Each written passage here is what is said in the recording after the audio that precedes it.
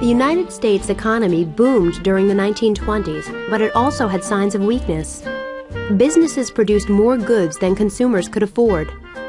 Farmers suffered from low prices for their crops. Debt was high. Then, in 1929, the stock market crashed. Soon, factories began to cut back. Workers were laid off.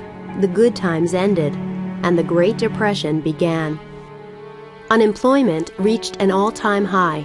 Because people did not have jobs, they could not afford to buy food.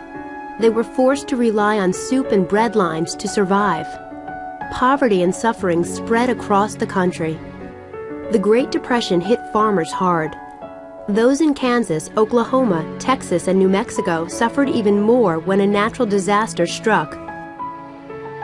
During World War I, farmers in these states had grown more wheat to meet demand for food for soldiers. To expand cropland, farmers had plowed and torn up the grasses that had maintained the soil's stability. When the war was over, livestock was reintroduced to the area. Hooves trampled the soil, loosening it even further.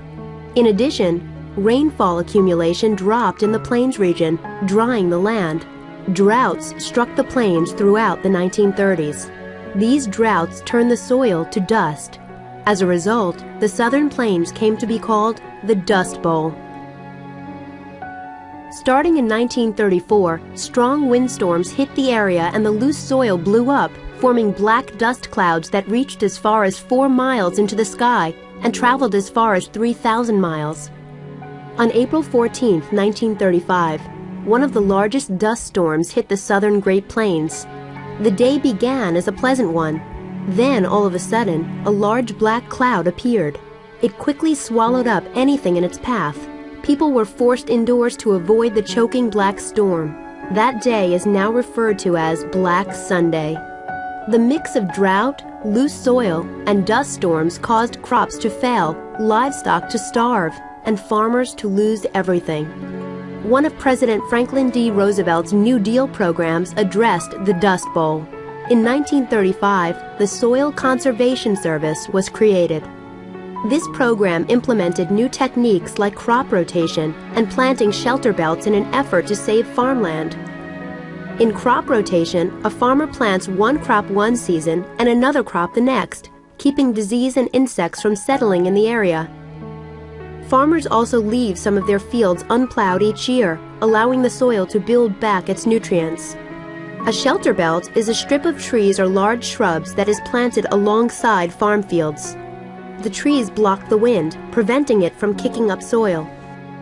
These practices could help, but they needed time to take effect. Before the trees could grow tall enough, the terrible dust storms continued. Many farmers felt they had no hope. Unable to grow crops, farmers had nothing to sell. Thousands of people lost their land as a result. Farmers were forced to migrate west. Many loaded their jalopies and took Route 66 through the desert to California. They hoped to find work picking fruit and working the fields. They expected better lives. Author John Steinbeck portrayed this movement to California in his famous book, The Grapes of Wrath. The Grapes of Wrath focuses on the Joad family, uprooted farmers from Oklahoma. It has become a classic account of the human toll of the Dust Bowl.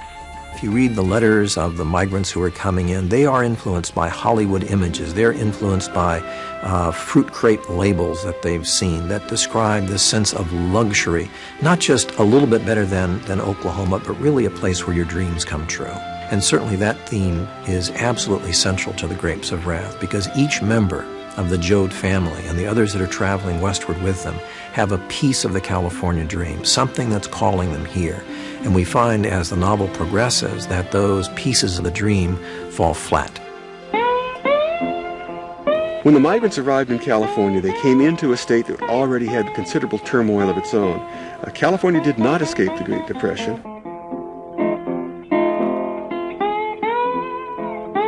There were lots of people here who were looking for work. There were a lot of people who were living marginally.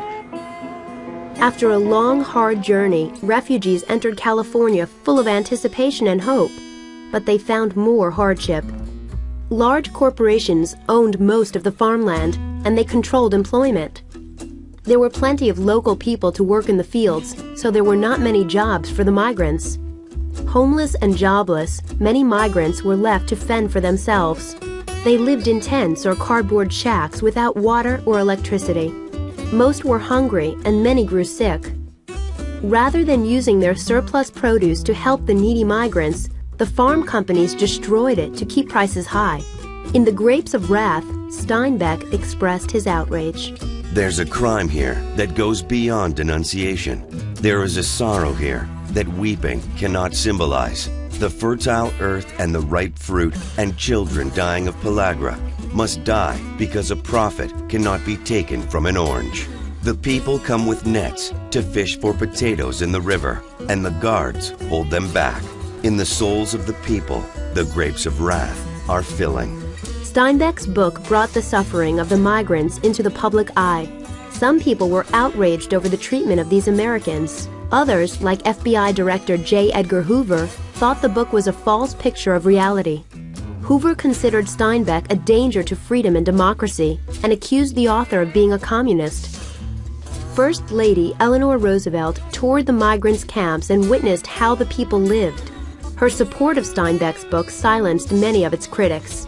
By 1941, the drought in the plains was over, and many of the soil conservation programs were working. But millions had already moved from the plain states and settled into new lives and livelihoods, away from the homes they once knew.